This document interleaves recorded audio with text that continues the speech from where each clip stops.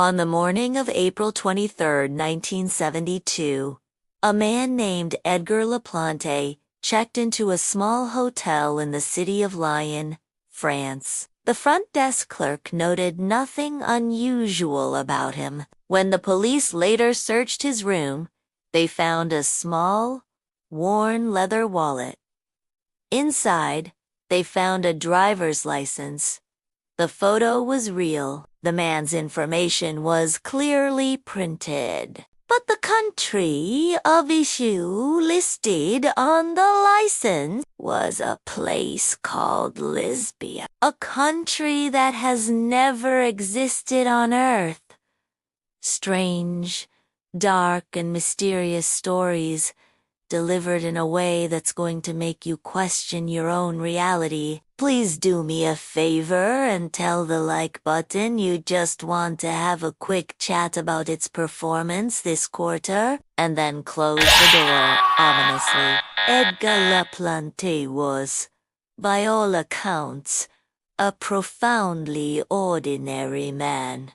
He was a salesman for a mid-sized paper supply company. He wasn't a conspiracy theorist. He wasn't known for elaborate pranks. According to medical records obtained later, he had no history of mental illness or substance abuse. He was just a man in his late 40s, balding slightly, trying to get to a regional sales conference. On the morning of April 22nd, he woke up in his own bed in his small suburban house, just as he had for the past 15 years. He walked his dog, drank his coffee, and packed his suitcase for a routine business trip. He kissed his wife goodbye and got into his car to drive to the airport. It was a route he had driven hundreds of times.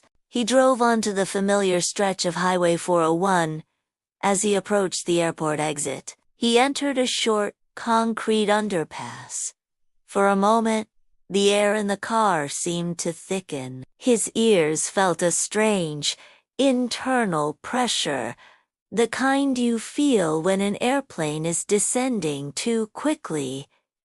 It lasted for only a second. When he drove out the other side of the underpass, the sky seemed off. It was the same sun, the same clouds, but the color was a flat, washed-out shade of blue he couldn't quite place. He shrugged it off as a trick of the light. Then he noticed the road signs. They were written in a language that looked like French, but the words were slightly different.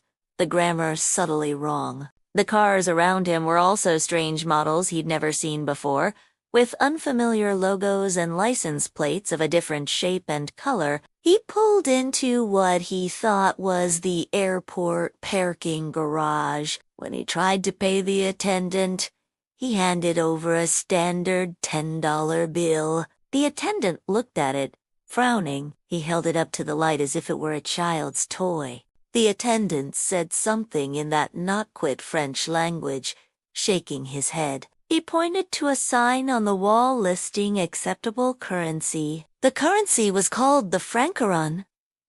Confused and now growing anxious, Edgar drove away. He eventually found a police officer on the street and tried to ask for directions. He handed the officer his driver's license. The officer studied the document, turned it over, and then looked back at Edgar with an expression of profound confusion. He didn't seem angry or suspicious, just bewildered. The officer spoke into his radio, and within minutes, 2 other patrol cars arrived. They didn't arrest Edgar. They simply escorted him to a local precinct for clarification. At the station, they asked him to empty his pockets. The officers laid the contents out on a metal desk. There was his wallet, his car keys, a handful of coins, and a receipt from a hardware store dated the previous day. The coins were the most perplexing part. They were standard Canadian currency, but to the officers, they were foreign artifacts. The receipt, with its familiar store logo and address, was treated like a document from another world. Edgar tried to explain that he was just a salesman on his way to the airport. They brought in a translator, but the translator confirmed that while Edgar was speaking English, his accent and certain colloquialisms were unidentifiable. They asked him where he was from. He said Toronto. When they showed him a map of the world, he pointed to Canada. But the map they showed him was different. The landmass of North America was slightly altered, and the city of Toronto was not listed. The authorities, unsure of what to do, decided to place him under observation. They escorted him to a small, nondescript hotel and checked him into a room on the 3rd floor.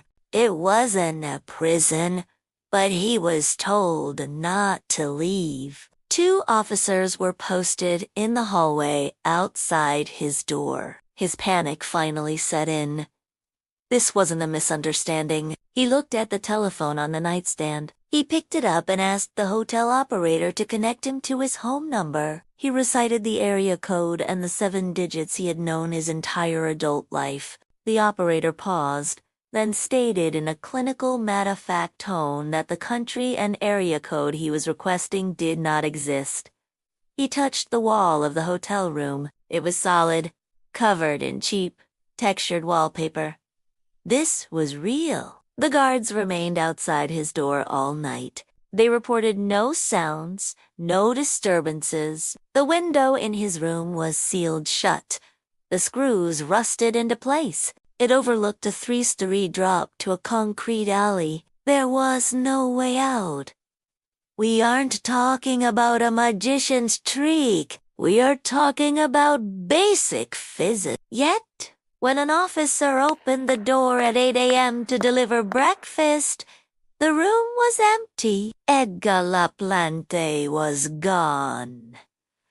The bed was neatly made. His suitcase was still in the corner. The only thing missing, besides Edgar himself, was the worn leather wallet and the driver's license issued by the non-existent country of Lisbia. The other items, the strange Canadian coins and the hardware store receipt, remained on the hotel desk, a small collection of impossible artifacts.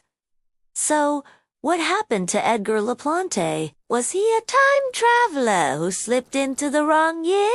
A man who took a wrong turn and ended up in a parallel universe, only to be snapped back? Or was it all an incredibly elaborate hoax? But if it was a hoax, how did he vanish from a sealed room? We like stories to have neat conclusions. This one doesn't have one. For more stories that are strange, dark, and mysterious, and told in a way that's going to make you question everything, check out our podcast, available wherever you get your podcasts.